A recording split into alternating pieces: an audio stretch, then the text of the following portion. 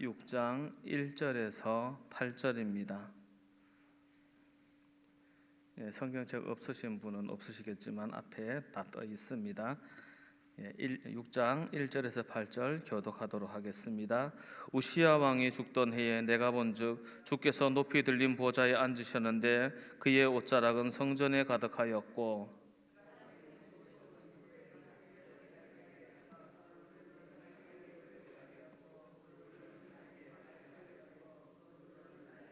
서로 불러 이르되 거룩하다 거룩하다 거룩하다 만군의 여호와여 그의 영광이 온 땅에 충만하도다 하더라.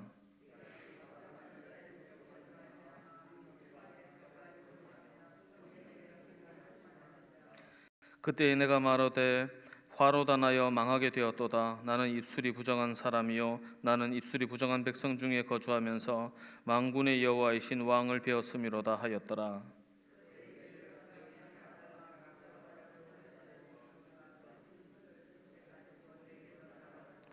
그것을 내 입술에 대며 이르되 보라 이것이 내 입에 닿았으니 내 악이 제하여졌고 내 죄가 사하여졌느니라 하더라.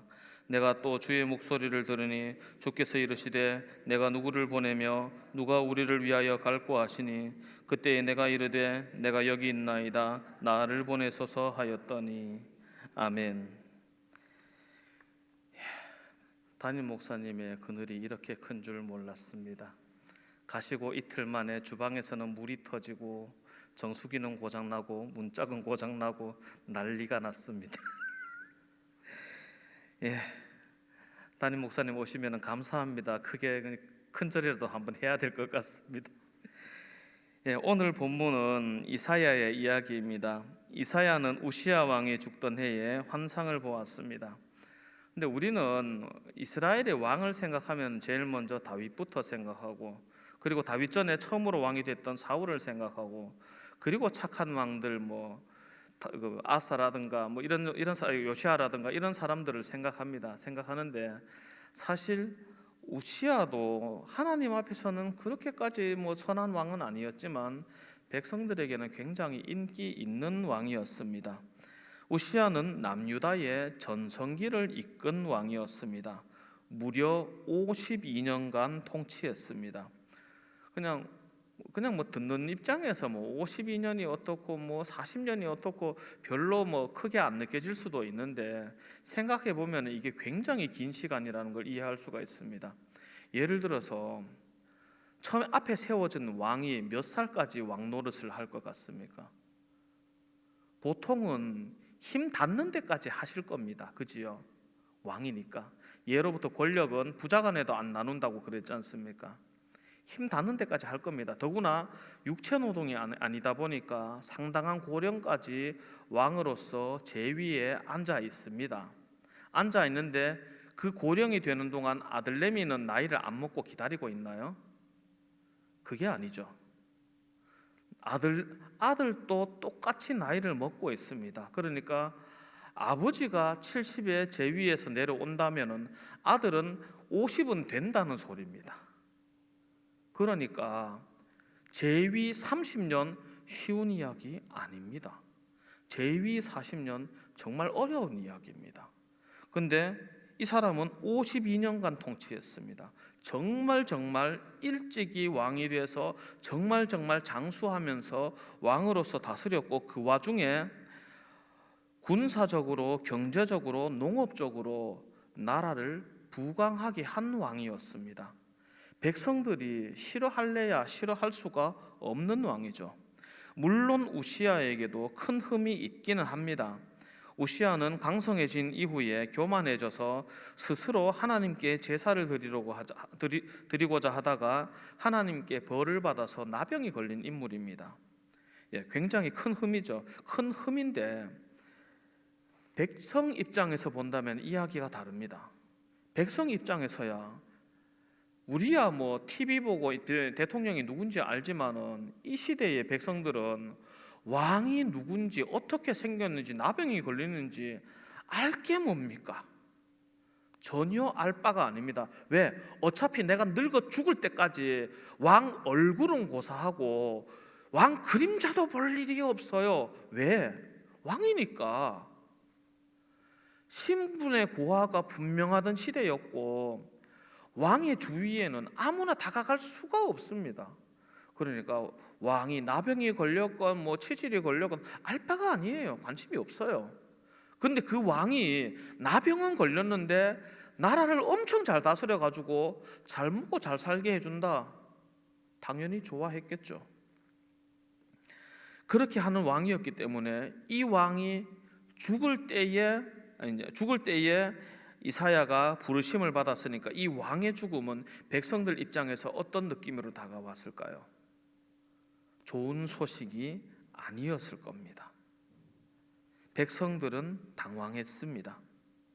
한편 똑같은 소식을 접하고 있는 이사야는 어떤 사람이었을까요? 이사야 역시 같은 시대를 살아가는 인간들 중에 한 명이었습니다. 백성들이 밥 먹을 때에 이사야도 밥 먹고, 백성들이 물 마실 때 이사야도 물 마시고, 백성들하고 똑같이 다 같이 잘 때 자기도 이사야도 자고 다 그러던 사람이었습니다.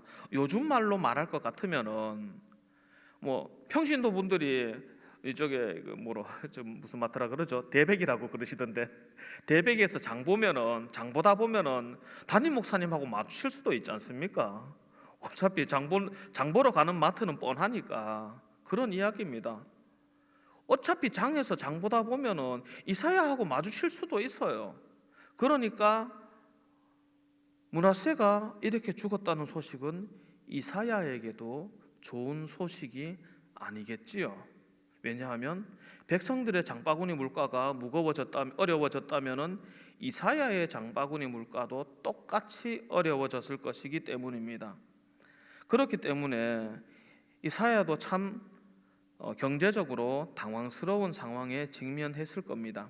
하지만 하나님의 선지자 이사야에게는 다른 백성들과 차별되는 지점이 있었습니다. 그것은 바로 그가 하나님의 영광을 바라보는 사람이었다는 겁니다. 백성들이 갈 바를 알지 못하여 어쩔 줄 모를 때에 이사야는 환상을 보고 있었고, 그 환상 속에서 높이 들린 보좌에 앉으신 하나님을 배웁게 됩니다. 일반적으로 보좌는 왕권의 상징입니다. 혹시 이거 기억하십니까? 요셉이 바로에게 부름받아서 총리로 세워질 때에 바로가 요셉에게 했던 말 기억나십니까? 내가 너보다 높은 것은 보좌 하나밖에 없다는 말 했던 거 기억나십니까? 일반적으로 쓰는 말입니다. 이 보좌는 왕권을 상징하는데 오늘 본문 시작할 때 어떻게 시작합니까? 이 나라의 왕권이 끝이 났습니다. 이 나라의 보좌에 앉아있던 강력한 왕이 이제 죽었습니다. 그리고 환상 속에서 이사야가 보는 것이 무엇이냐? 높이 들린 보좌에 앉으신 하나님을 뵙습니다. 이것이 백성과 이사야의 결정적인 다른 점이었습니다. 그리고 그 보좌에 앉으신 주님의 옷자락은 성전에 가득했습니다. 고대의 왕들은 긴 옷으로 위엄을 나타냈습니다. 그런데 하나님의 옷자락이 성전에 가득했다는 것은 인간이 감당할 수 없는 영광과 위엄을 지니셨다는 뜻입니다. 그리고 그때에 또 놀라운 장면이 보입니다. 스랍들이 찬양을 하는데 그 스랍들조차 얼굴과 발을 가리면서 하나님을 찬양하고 있습니다. 감히 하나님의 영광 앞에 얼굴을 들 수 없으며 추한 발을 보일 수 없다는 뜻입니다. 그리고 그 천사들이 외쳐 부르는 말이 이렇습니다. 거룩하다, 거룩하다, 거룩하다. 유대인들에게 삼은 중요한 의미입니다. 이 천사들은 온전한 찬양을, 하나님의 온전하신 거룩하심을 온전히 찬양하고 있었던 것입니다. 그리고 이것을 보고 있는 자가 누구인가? 인간인 이사야입니다. 무려 천사가 하나님 앞에서 찬양을 하고 있는데 그 천사조차 얼굴과 발을 가리고 있는데, 남들처럼 시장 가서 빵 사 먹고 물가 걱정하고 그러고 있던 이사야는 얼마나 부끄러웠을까요? 이사야는 고백합니다. 5절 말씀입니다. 화로다 나여 망하게 되었도다. 나는 입술이 부정한 사람이요 나는 입술이 부정한 백성 중에 거주하면서 만군의 여호와이신 왕을 배웠음이로다. 보통은 만군의 왕이신 여호와를 배웠음이로다 말을 하는데 오늘 본문은 뒤집어져 있죠. 만군의 여호와이신 왕을 배웠음이로다. 대놓고 비교되고 있습니다. 두 개의 보좌가.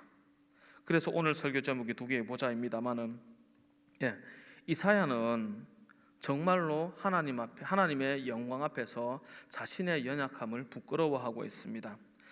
그런데 우리는 분명히 짚고 넘어가야 할 것이 있습니다. 이사야는 비록 스랍들 앞에서는 빛이 바래는 인물이지만 그래도 이스라엘의 선지자입니다.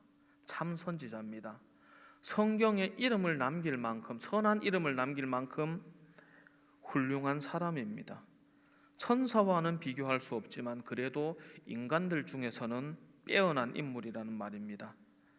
그러나 그 천사도 얼굴과 발을 가리우고 찬양하는 하나님 앞에 설 때에 이사야의 고백이 이렇습니다. 화로다 나요. 나는 하나님을 뵐 자격이 없고 그릇도 못 되는데 하나님을 뵀으니까 이런 말을 하는 겁니다. 하나님을 뵙고 나니까 나의 죄가 너무 선명합니다. 나는 분명 최선을 다해 하나님의 말씀을 전하는 사람인데 진짜 거룩하신 하나님 앞에 서고 나니까 도저히 그 말을 할 수가 없습니다. 오히려 그의 입에서 나오는 고백이 무엇이냐? 나는 입술이 부정한 사람이요. 이스라엘의 모든 사람을 데려와도 이사야에게 이런 말을 할 자격이 있는 사람은 없지만 하나님 앞에 서니까 이 고백이 나올 수밖에 없습니다. 나는 입술이 부정한 사람이요 나는 입술이 부정한 백성 중에 거주하면서 똑같으면서 만군의 여호와이신 왕을 배웠음이로다. 나는 죄인인 주제에 거룩하신 하나님 앞에 섰도다. 그것을 탄식합니다. 그러나 하나님은 이 이사야를 버리는 분이 아니셨습니다.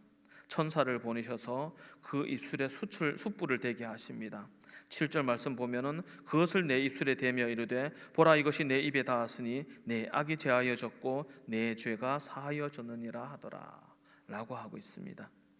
이 숯불은 제단의 숯불입니다. 그리고 이 제단의 숯불의 의미는 희생과 속죄와 정결함입니다.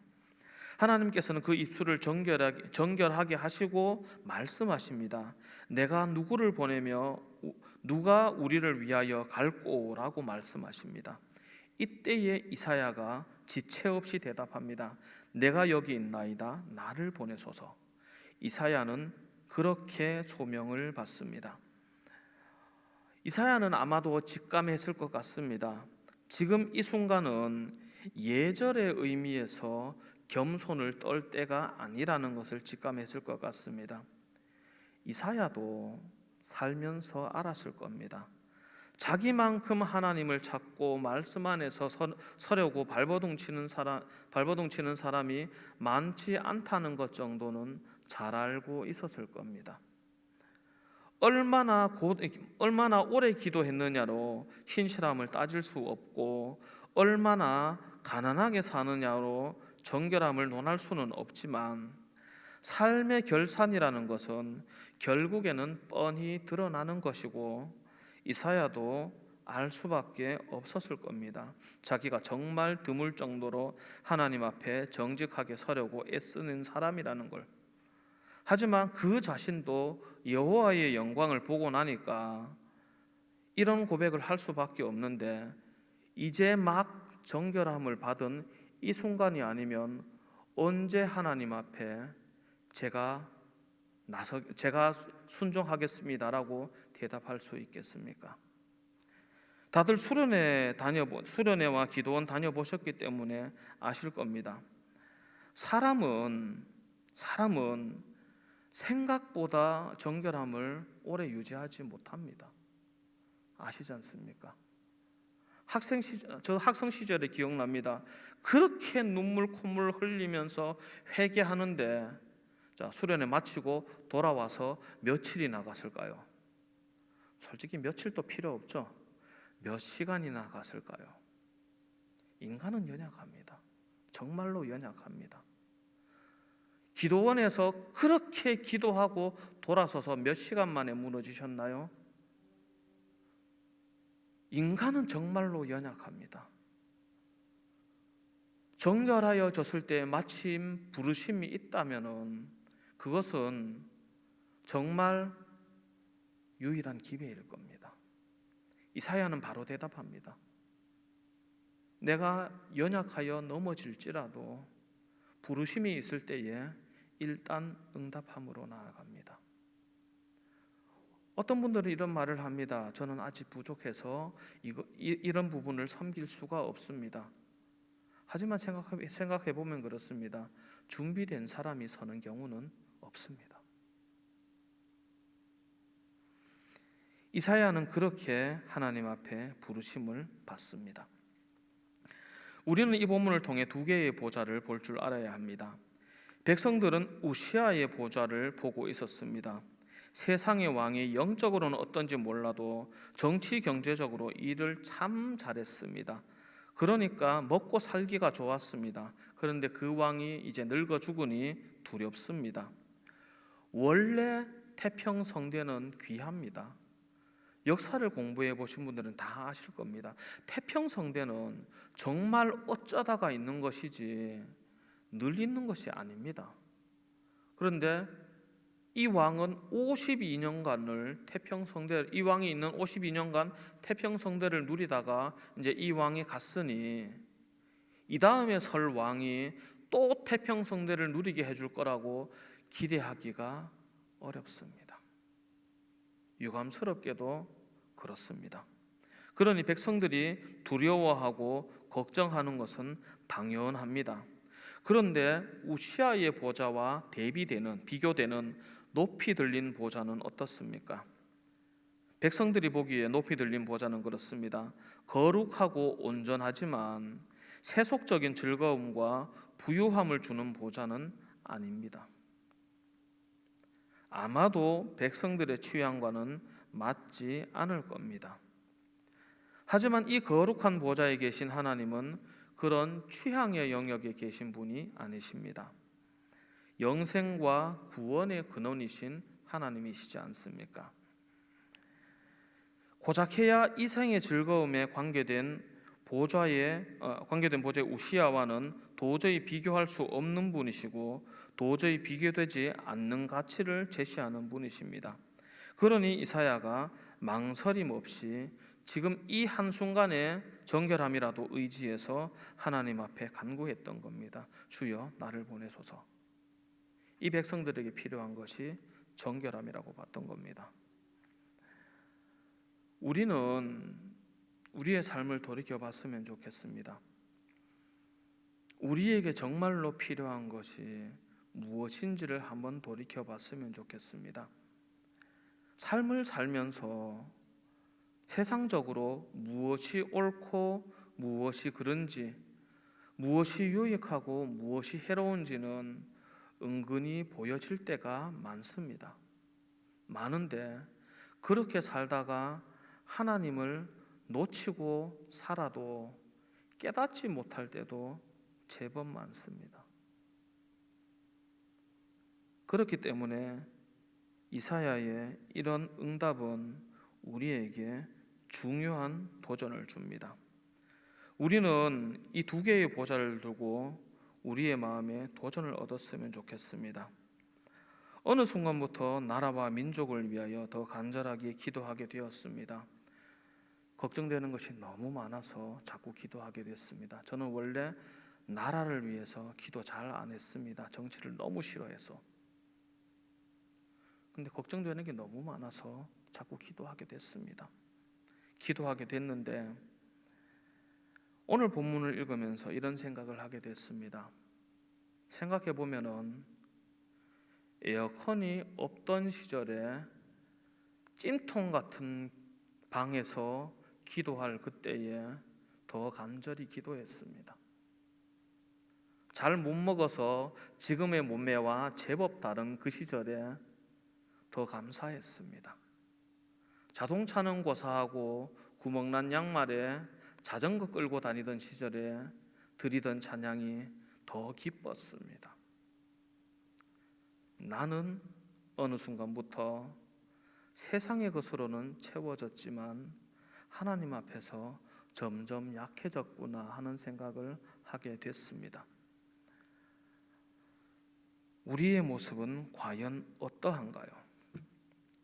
하나님께서 인도하시는 인도하심은 때로는 사실 상당 부분 우리에게서 우리가 즐겨하던 것을 빼내시기도 하는데 생각해 보면은 그 빼내시는 그 자리에 들어가야 할 것들이 있었던 것 같습니다.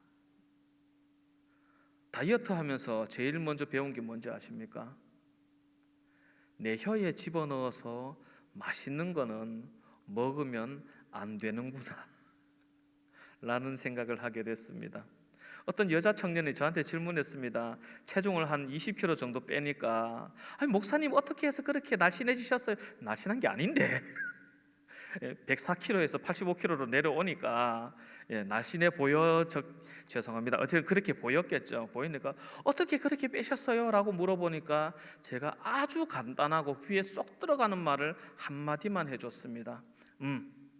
입에 넣어서 단맛이 나는 것을 안 넣으면 돼. 밥이 됐던 반찬이 됐던 과자가 됐던 음료수가 됐던 입안에 집어넣었을 때에 단맛이 느껴지지 않는 것만 먹으면 돼 라고 대답하니까 시무룩해진 그 여청년이 입술이 이렇게 튀어나와가지고 전 그냥 이대로 살래요 하면서 그렇게 돌아간 적이 있습니다. 그렇습니다. 세상의 것은 정말 달콤합니다. 달콤한데 그 달콤한 대신 우리가 아픕니다. 건강은 거짓말하지 않습니다. 몸은 거짓말하지 않습니다. 단 것만 먹고 즐거운 것만 먹고 그렇게 챙기면은 반드시 병원 가게 됩니다. 그런 점에서 신앙생활도 비슷한 것 같습니다. 나에게 즐겁고 편안하고 행복한 것들만 챙기다가는 반드시 주님 앞에 꾸지람 듣게 될 겁니다. 솔직히 말해서 저는 우리 성도님들이 전부 부자 되셨으면 좋겠습니다. 한평생 아프지 않고 건강하셨으면 좋겠고 한 번 죽는 것은 정해져 있으니 어쩔 수 없지만 대신에 잘나고 누웠더니 눈 떠보니까 천국이었으면 좋겠습니다. 그리고 재산도 엄청나게 많아서 자식 손자까지 학교 같은 거 안 다니고 펑펑 쓰며 살아도 될 만큼 재산 많으셨으면 좋겠습니다. 그리고 늘 행복하게 신앙생활 하셨으면 좋겠습니다. 그랬으면 좋겠는데 한평생 찬양만 하다가 살다 갔으면 좋겠는데 실제로 그런 부유함을 가진 사람들 중에서 믿음의 대를 이어가는 사람이 있던가요? 오히려 우리에게서 즐거움을 빼앗는 것 같은 하나님의 부르심이 부족한 중에서도 감사함과 평강을 누리게 하고 은혜를 알게 하고 우리에게 구원이 되며 사람이 살아 마땅한 삶의 길을 제시하는 복음을 알게 합니다. 그러니 저는 오늘 본문에 소개되는 두 개의 보좌 중에서 우시아의 보좌가 아닌 높이 들리신 주님께서 앉으신 보좌를 우리 성도님들에게 추천합니다. 그리하여 우시아의 죽음과 함께 길을 잃은 백성이 되는 것이 아니라 모든 것이 없고 없음에도 불구하고 흔들리지 않는 높이 들린 보좌의 은혜를 누리시는 우리 귀한 성도님들 되시기를 주님 안에서 소원하고 축복합니다. 잠시 기도하도록 하겠습니다. 거룩하신 하나님 아버지, 주님의 크신